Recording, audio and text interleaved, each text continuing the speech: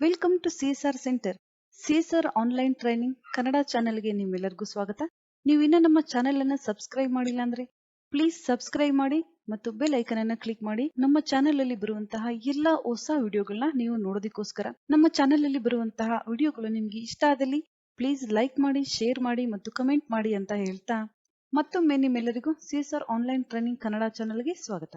ಇವತ್ತು ನಾವು ನೋಡೋಣ MS ಎಕ್ಸೆಲ್ ನಲ್ಲಿ VLOOKUP ಫಾರ್ಮುಲಾವನ್ನ ಯೂಸ್ ಮಾಡಿ ಯಾವ ರೀತಿಯಾಗಿ ನಾವು MIS ರಿಪೋರ್ಟ್ ಅನ್ನ ರೆಡಿ ಮಾಡಬೇಕು ಅಂತ. ನೀವಿಲ್ಲಿ ನೋಡಬಹುದು, ನಾನಿಲ್ಲಿ ಡೇಟಾವನ್ನ ತಗೊಂಡಿದ್ದೀನಿ.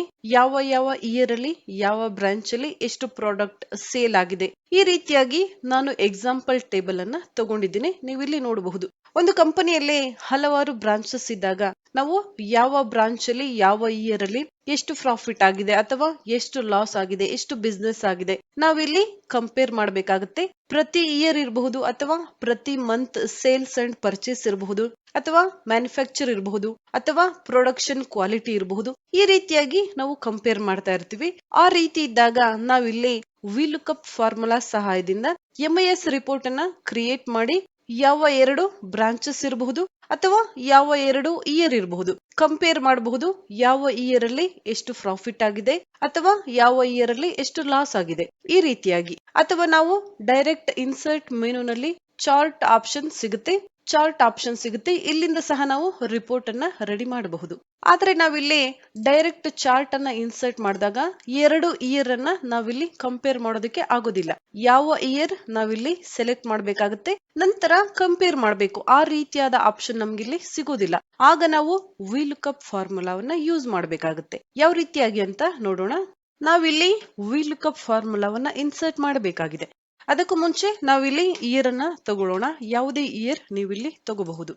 Ctrl+C copy, Ctrl+V paste, Ctrl+C copy, Ctrl+V paste, select, fill colour, ನಂತರ ಬೋಲ್ಡ್. ನಂತರ ನಾವಿಲ್ಲಿ VLOOKUP ಫಾರ್ಮುಲಾವನ್ನ ಇನ್ಸರ್ಟ್ ಮಾಡಬೇಕಾಗುತ್ತೆ. ಕಾಲಮ್ ಸೈಜ್ ನಾನಿಲ್ಲಿ ಇನ್ಕ್ರೀಸ್ ಮಾಡ್ತಾ ಇದ್ದೀನಿ.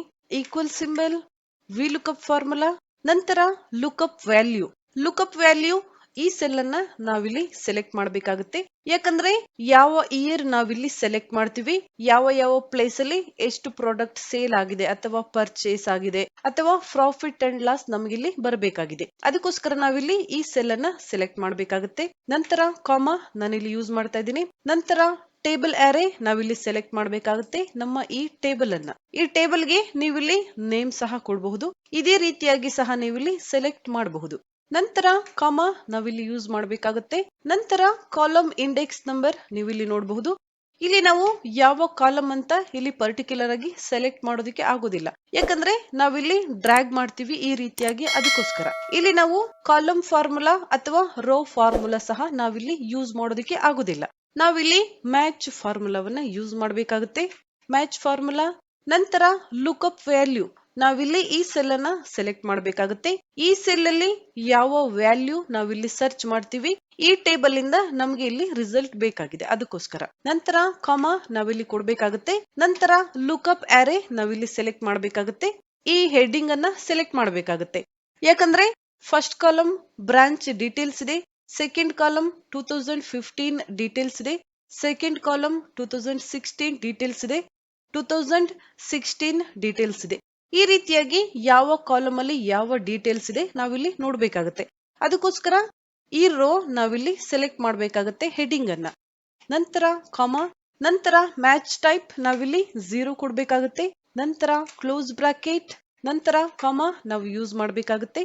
ನಂತರ ರೇಂಜ್ ಲುಕಪ್ 0 ನಾವಿಲ್ಲಿ ಕೊಡ್ಬೇಕಾಗುತ್ತೆ.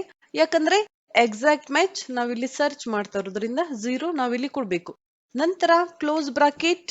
ನಂತರ ನಾವೀಗ ಫಾರ್ಮುಲಾವನ್ನ ಎಡಿಟ್ ಮಾಡಬೇಕಾಗಿದೆ. ನೀವಿಲ್ಲಿ ನೋಡಬಹುದು, ಲುಕಪ್ ವ್ಯಾಲ್ಯೂ ನಾವಿಲ್ಲಿ ಕೊಟ್ಟಿದ್ವಿ I3 ಅಂದ್ರೆ ಐ ಕಾಲಮ್ ಥರ್ಡ್ ರೋ ಅಂತ ನಾವಿಲ್ಲಿ ಕೊಟ್ಟಿದೀವಿ. ಈ ವ್ಯಾಲ್ಯೂ ನಾವಿಲ್ಲಿ ಫಿಕ್ಸ್ ಮಾಡಬೇಕಾಗಿದೆ F4 ಕೀಯನ್ನ ಯೂಸ್ ಮಾಡಿ. ನೀವಿಲ್ಲಿ ನೋಡಬಹುದು, ಐ ಅಂದ್ರೆ ಐ ಕಾಲಮ್ ಅಲ್ಲಿ ಇರುವಂತಹ ಡೀಟೇಲ್ಸ್, 3 ಅಂದ್ರೆ ಥರ್ಡ್ ರೋ ನಲ್ಲಿ ಇರುವಂತಹ ಡೀಟೇಲ್ಸ್. ಇಲ್ಲಿ ನಾವು ರೋಗೆ ಫಿಕ್ಸ್ ಮಾಡಿರುವಂತಹ ವ್ಯಾಲ್ಯೂ ಅನ್ನ ತೆಗಿಬೇಕಾಗುತ್ತೆ. ಯಾಕಂದ್ರೆ ನಾವು ಈ ರೀತಿಯಾಗಿ ಡ್ರ್ಯಾಗ್ ಮಾಡಿದಾಗ ವ್ಯಾಲ್ಯೂ ಇಲ್ಲಿ ಚೇಂಜ್ ಆಗ್ತಾ ಇದೆ.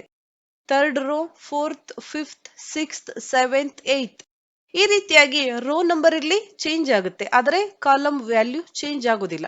ಅದಕ್ಕೋಸ್ಕರ ನಾವಿಲ್ಲಿ ಕಾಲಮ್ ವ್ಯಾಲ್ಯೂ ಮಾತ್ರ ಫಿಕ್ಸ್ ಮಾಡಬೇಕಾಗುತ್ತೆ, ರೋ ವ್ಯಾಲ್ಯೂ ನಾವಿಲ್ಲಿ ಫಿಕ್ಸ್ ಮಾಡೋ ಹಾಗಿಲ್ಲ. ನಂತರ ಟೇಬಲ್ ಆರೆ ನಾನಿಲ್ಲಿ ಸೆಲೆಕ್ಟ್ ಮಾಡ್ತಾ ಇದ್ದೀನಿ, ಫಿಕ್ಸ್ ವ್ಯಾಲ್ಯೂ. ಈ ಟೇಬಲ್ ಅನ್ನ ನಾನಿಲ್ಲಿ ಫಿಕ್ಸ್ ಮಾಡ್ತಾ ಇದ್ದೀನಿ, ಯಾಕಂದ್ರೆ ಈ ವ್ಯಾಲ್ಯೂ ಇಲ್ಲಿ ಚೇಂಜ್ ಆಗೋದಿಲ್ಲ, ಅದಕ್ಕೋಸ್ಕರ. ನಂತರ ಮ್ಯಾಚ್ ಫಾರ್ಮುಲಾ ನಾವಿಲ್ಲಿ ನೋಡ್ಬೇಕಾಗುತ್ತೆ. ಲುಕ್ಅಪ್ ವ್ಯಾಲ್ಯೂ ನಾವಿಲ್ಲಿ ಕೊಟ್ಟಿದೀವಿ, ಈ ವ್ಯಾಲ್ಯೂ ನಾವಿಲ್ಲಿ ಫಿಕ್ಸ್ ಮಾಡಬೇಕಾಗುತ್ತೆ F4 ಕೀಯನ್ನ ಯೂಸ್ ಮಾಡಿ. ನೀವಿಲ್ಲಿ ನೋಡಬಹುದು ಜೆ ಕಾಲಮ್ ಅಲ್ಲಿ ಇರುವಂತಹ ವ್ಯಾಲ್ಯೂ, ನಂತರ ಸೆಕೆಂಡ್ ರೋ ನಲ್ಲಿ ಇರುವಂತಹ ಡೀಟೇಲ್ಸ್. ಇಲ್ಲಿ ನಾವು ಕಾಲಮ್ ವ್ಯಾಲ್ಯೂ ಫಿಕ್ಸ್ ಮಾಡೋ ಹಾಗಿಲ್ಲ, ಯಾಕಂದ್ರೆ ಜೆ ಕಾಲಮ್ ನಂತರ ಕೆ ಕಾಲಮ್ ನಾವು ಈ ರೀತಿಯಾಗಿ ಡ್ರ್ಯಾಗ್ ಮಾಡ್ತೀವಿ. ಅದಕ್ಕೋಸ್ಕರ ಕಾಲಮ್ ವ್ಯಾಲ್ಯೂ ನಾವಿಲ್ಲಿ ಫಿಕ್ಸ್ ಮಾಡಬಾರ್ದು, ರೋ ವ್ಯಾಲ್ಯೂ ನಾವಿಲ್ಲಿ ಫಿಕ್ಸ್ ಮಾಡಬೇಕಾಗುತ್ತೆ. ಈ ರೀತಿಯಾಗಿ ಡ್ರ್ಯಾಗ್ ಮಾಡ್ತಾ ಇಲ್ಲ, ಈ ರೀತಿಯಾಗಿ ಡ್ರ್ಯಾಗ್ ಮಾಡ್ತಾ ಇದೀವಿ. ಅದಕ್ಕೋಸ್ಕರ ನಾವಿಲ್ಲಿ ಕಾಲಮ್ ವ್ಯಾಲ್ಯೂ ಫಿಕ್ಸ್ ಮಾಡ್ತಾ ಇಲ್ಲ, ರೋ ವ್ಯಾಲ್ಯೂ ಮಾತ್ರ ಫಿಕ್ಸ್ ಮಾಡ್ತಾ ಇದೀವಿ. ಇದನ್ನ ನೀವಿಲ್ಲಿ ಡೀಟೇಲ್ ಆಗಿ ನೋಡ್ಬೇಕಾಗುತ್ತೆ. ನಂತರ ಇದನ್ನ ಸೆಲೆಕ್ಟ್ ಮಾಡಬೇಕಾಗುತ್ತೆ, ನಂತರ ಲುಕ್ಅಪ್ ಆರೆ ಫಿಕ್ಸ್ ಮಾಡಬೇಕಾಗುತ್ತೆ ಈ ರೀತಿಯಾಗಿ. ನಂತರ ಎಂಟರ್, ನೀವಿಲ್ಲಿ ನೋಡಬಹುದು ಡೀಟೇಲ್ಸ್ ನಮ್ಗಿಲ್ಲಿ ಬರ್ತಾ ಇದೆ. ನಂತರ ಕಾಲಮ್ ಸೈಜ್ ಅನ್ನ ಡಿಕ್ರೀಸ್ ಮಾಡ್ತಾ ಇದ್ದೀನಿ ಈ ರೀತಿಯಾಗಿ. ನಂತರ ಈ ರೀತಿಯಾಗಿ ಡ್ರ್ಯಾಗ್ ನೀವಿಲ್ಲಿ ನೋಡಬಹುದು. ನಂತರ ಈ ರೀತಿಯಾಗಿ ನೀವಿಲ್ಲಿ ನೋಡಬಹುದು ಡೀಟೇಲ್ ಯಾವ ರೀತಿಯಾಗಿ ಬಂದಿದೆ ಅಂತ. ನೀವಿಲ್ಲಿ ಚೆಕ್ ಮಾಡಬಹುದು ಯಾವ ಬ್ರಾಂಚ್ ಯಾವ ಇಯರ್ ಅಲ್ಲಿ ಎಷ್ಟು ಸೇಲ್ ಆಗಿದೆ ಅಥವಾ ಎಷ್ಟು ಪರ್ಚೇಸ್, ಎಷ್ಟು ಪ್ರಾಫಿಟ್ ಲಾಸ್ ಆಗಿದೆ ನೀವಿಲ್ಲಿ ಚೆಕ್ ಮಾಡಬಹುದು. ಈ ರೀತಿಯಾಗಿ ನಾವಿಲ್ಲಿ ಯಾವುದೇ ವ್ಯಾಲ್ಯೂ ಚೇಂಜ್ ಮಾಡಬಹುದು. ನಾನಿಲ್ಲಿ 18 ಚೇಂಜ್ ಮಾಡ್ತಾ ಇದ್ದೀನಿ. ನಂತರ ಎಂಟರ್, ನೀವಿಲ್ಲಿ ನೋಡಬಹುದು ವ್ಯಾಲ್ಯೂ ಚೇಂಜ್ ಆಗ್ತಾ ಇದೆ. ನಂತರ ನಾವಿಲ್ಲಿ ಡೆವಲಪರ್ ಮೆನು ಅಥವಾ ಡೆವಲಪರ್ ಟ್ಯಾಬ್ ಅನ್ನ ಯೂಸ್ ಮಾಡಬೇಕಾಗುತ್ತೆ. ಡೆವಲಪರ್ ಟ್ಯಾಬ್ ನಮ್ಗಿಲ್ಲಿ ಎಕ್ಸೆಲ್ ಅಲ್ಲಿ ಬೇಕು ಅಂದಾಗ ರೈಟ್ ಕ್ಲಿಕ್ ನಾವಿಲ್ಲಿ ಮಾಡಬೇಕಾಗುತ್ತೆ. ನಂತರ ಕಸ್ಟಮೈಸ್ ರಿಬನ್ ಆಪ್ಷನ್ ಮೇಲೆ ಕ್ಲಿಕ್ ಮಾಡಬೇಕಾಗುತ್ತೆ. ನಿಮ್ಗಿಲ್ಲಿ ಆಪ್ಷನ್ ಸಿಗುತ್ತೆ ಯಾವ ಮೆನು ಅಥವಾ ಯಾವ ಟ್ಯಾಬ್ ನಿಮ್ಗಿಲ್ಲಿ ಬೇಕು. ಡೆವಲಪರ್ ಟ್ಯಾಬ್ ಈ ಆಪ್ಷನ್ ಮೇಲೆ ಕ್ಲಿಕ್ ಮಾಡಬೇಕಾಗುತ್ತೆ. ನಂತರ ಓಕೆ ನೀವಿಲ್ಲಿ ಕೊಟ್ರೆ ಡೆವಲಪರ್ ಟ್ಯಾಬ್ ಆಪ್ಷನ್ ನಿಮ್ಗಿಲ್ಲಿ ಬರುತ್ತೆ. ನಂತರ ಇನ್ಸರ್ಟ್ ಆಪ್ಷನ್ ಮೇಲೆ ಕ್ಲಿಕ್ ಮಾಡಬೇಕಾಗುತ್ತೆ. ನಂತರ ಕಾಂಬೋ ಬಾಕ್ಸ್ ನಾವಿಲ್ಲಿ ಇನ್ಸರ್ಟ್ ಮಾಡೋಣ ಈ ರೀತಿಯಾಗಿ. ಎಷ್ಟು ಸೈಜ್ ಬೇಕು ನೀವಿಲ್ಲಿ ತಗೋಬೇಕಾಗುತ್ತೆ. ನಂತರ ನಾವಿಲ್ಲಿ ಈ ಬಾಕ್ಸ್ ಮೇಲೆ ರೈಟ್ ಕ್ಲಿಕ್ ಮಾಡಬೇಕಾಗುತ್ತೆ. ಫಾರ್ಮೆಟ್ ಕಂಟ್ರೋಲ್ ಆಪ್ಷನ್ ಮೇಲೆ ಕ್ಲಿಕ್ ಮಾಡಬೇಕಾಗುತ್ತೆ. ನಂತರ ಇನ್ಪುಟ್ ರೇಂಜ್ ಆಪ್ಷನ್ ನಮ್ಗಿಲ್ಲಿ ಸಿಗುತ್ತೆ. ನಾನಿಲ್ಲಿ ಈ ಡೀಟೇಲ್ಸ್ ಅನ್ನ ಸೆಲೆಕ್ಟ್ ಮಾಡ್ತಾ ಇದ್ದೀನಿ, ನೀವಿಲ್ಲಿ ನೋಡಬಹುದು. ಇಲ್ಲಿ ಇರುವಂತಹ ಡೀಟೇಲ್ಸ್ ಅನ್ನ ನಾನಿಲ್ಲಿ ತಗೊಂಡಿದ್ದೀನಿ. ನಂತರ ಸೆಲ್ ಲಿಂಕ್ ಈ ಆಪ್ಷನ್ ಮೇಲೆ ಕ್ಲಿಕ್ ಮಾಡಬೇಕಾಗುತ್ತೆ. ಯಾವುದೇ ಸೆಲ್ ನೀವಿಲ್ಲಿ ಸೆಲೆಕ್ಟ್ ಮಾಡಬಹುದು. ಈ ಸೆಲ್ ಅನ್ನ ನಾನಿಲ್ಲಿ ರೆಫರೆನ್ಸ್ ಆಗಿ ತಗೊಳ್ತಾ ಇದ್ದೀನಿ. ನಂತರ ಓಕೆ ನಾವಿಲ್ಲಿ ಕೊಡಬೇಕಾಗುತ್ತೆ. ನಂತರ ನಾವಿಲ್ಲಿ ಕ್ಲಿಕ್ ಮಾಡೋಣ, ಯಾವ ಇಯರ್ ಬೇಕು ನೀವಿಲ್ಲಿ ಸೆಲೆಕ್ಟ್ ಮಾಡಬೇಕಾಗುತ್ತೆ. ನೀವಿಲ್ಲಿ ನೋಡಬಹುದು 2015 ನಾವಿಲ್ಲಿ ಸೆಲೆಕ್ಟ್ ಮಾಡಿದ್ರೆ ನಂಬರ್ 1 ಬರ್ತಾ ಇದೆ. ನಂತರ 20 ನಾವಿಲ್ಲಿ ಸೆಲೆಕ್ಟ್ ಮಾಡಿದ್ರೆ 6 ಬರ್ತಾ ಇದೆ. 1 2 3 4 5 6 ಈ ರೀತಿಯಾಗಿ. ನಂತರ ನಾವೀಗ ಈ ಬಾಕ್ಸ್ ಅನ್ನ ಡೂಪ್ಲಿಕೇಟ್ ಮಾಡೋಣ. ಕಂಟ್ರೋಲ್ ಡಿ ಅಥವಾ ಕಾಪಿ ಪೇಸ್ಟ್ ಸಹ ನೀವಿಲ್ಲಿ ಮಾಡಬಹುದು. ನಂತರ ರೈಟ್ ಕ್ಲಿಕ್ ಮಾಡಬೇಕಾಗುತ್ತೆ.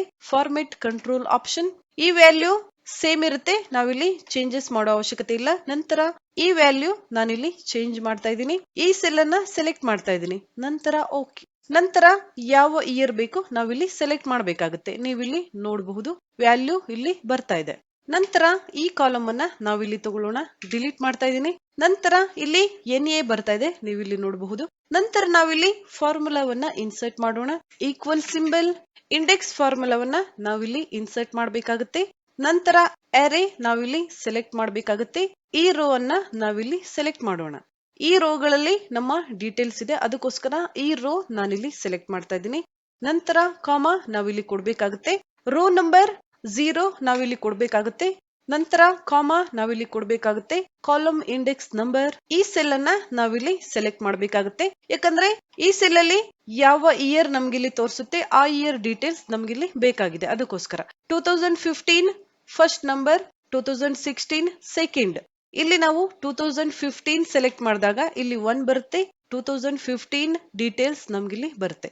2016 ನಾವು ಇಲ್ಲಿ ಸೆಲೆಕ್ಟ್ ಮಾಡಿದ್ರೆ 2016 ಡೀಟೇಲ್ಸ್ ನಮ್ಗಿಲ್ಲಿ ಬರುತ್ತೆ ಈ ರೀತಿಯಾಗಿ. ನಂತರ ಕ್ಲೋಸ್ ಬ್ರಾಕೆಟ್ ಎಂಟರ್, ನೀವಿಲ್ಲಿ ನೋಡಬಹುದು 2015 ಡೀಟೇಲ್ಸ್ ನಮ್ಗಿಲ್ಲಿ ಬಂದಿದೆ. ನಂತರ ಇಲ್ಲಿ ಕ್ಲಿಕ್ ಮಾಡೋಣ, ಇಯರ್ ನಾವಿಲ್ಲಿ ಚೇಂಜ್ ಮಾಡೋಣ. ನೀವಿಲ್ಲಿ ನೋಡಬಹುದು 2020 6th ನಂಬರ್ ತೋರಿಸ್ತಾ ಇದೆ. 2020 ಡೀಟೇಲ್ಸ್ ನಮ್ಗಿಲ್ಲಿ ಬಂದಿದೆ, ನೀವಿಲ್ಲಿ ನೋಡಬಹುದು. ಈ ರೀತಿಯಾಗಿ ನಾವು ಫಾರ್ಮುಲಾವನ್ನ ಅಪ್ಲೈ ಮಾಡಬೇಕಾಗುತ್ತೆ. ಈ ಸೆಲ್ ಅಲ್ಲೂ ಸಹ ಸೇಮ್ ಫಾರ್ಮುಲಾ ನಾವಿಲ್ಲಿ ಕೊಡ್ಬೇಕಾಗುತ್ತೆ. ಈಕ್ವಲ್ ಸಿಂಬಲ್, ಇಂಡೆಕ್ಸ್ ಫಾರ್ಮುಲಾ, ನಂತರ ಆರೆ ಇದನ್ನ ನಾವಿಲ್ಲಿ ಸೆಲೆಕ್ಟ್ ಮಾಡಬೇಕಾಗುತ್ತೆ. ಕಾಮಾ 0 ನಾವಿಲ್ಲಿ ಕೊಡ್ಬೇಕಾಗುತ್ತೆ.